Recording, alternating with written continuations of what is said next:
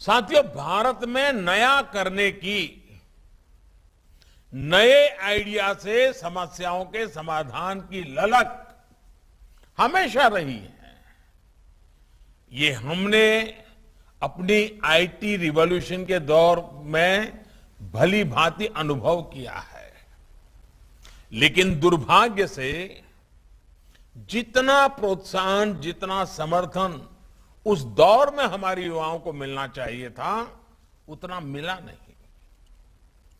आवश्यकता इस बात की थी कि आईटी रिवॉल्यूशन से बने माहौल को चैनलाइज किया जाता,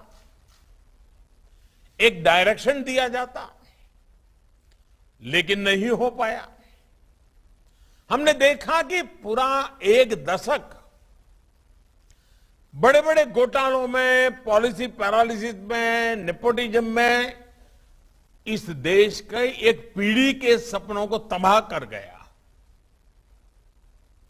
हमारे युवाओं के पास आइडिया थे, इनोवेशन के लिए ललक भी थी, लेकिन सब पहले की सरकारों की नीतियों में और एक प्रकार से नीतियों के अभाव में उलझ कर रह गए।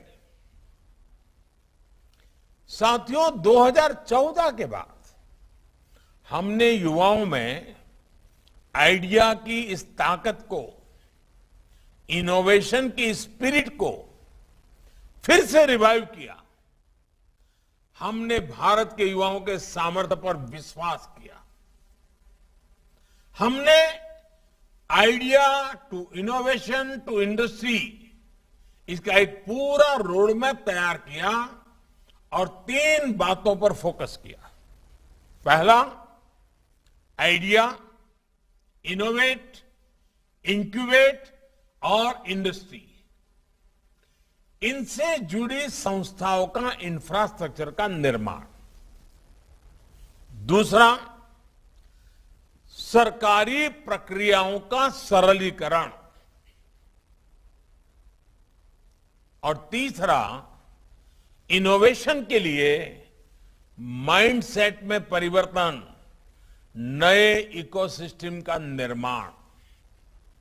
साथियों, इन सारी बातों को ध्यान में रखते हुए हमने अलग अलग फ्रंट पर एक साथ काम करना शुरू किया। इसी में से एक था हैकाथॉन।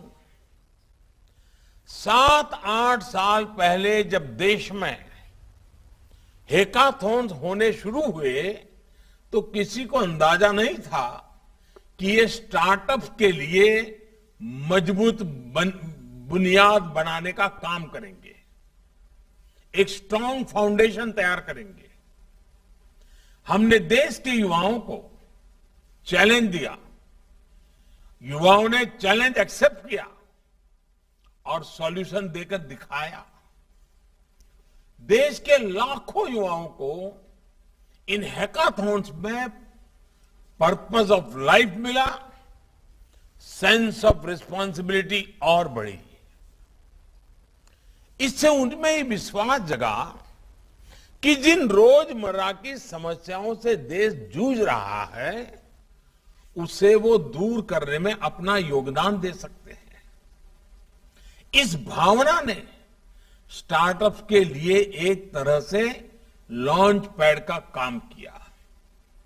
सिर्फ सरकार के स्मार्ट इंडिया हैकाथॉन में ही, आपको जानकर आप में से शायद कुछ लोग उसमें जुड़े होंगे, मेरे जो सामने बैठे हैं, स्मार्ट इंडिया हैकाथॉन में ही बीते सालों में लगभग 15 लाख ऐसे टैलेंटेड युवा साथी उसके साथ जुड़े हैं।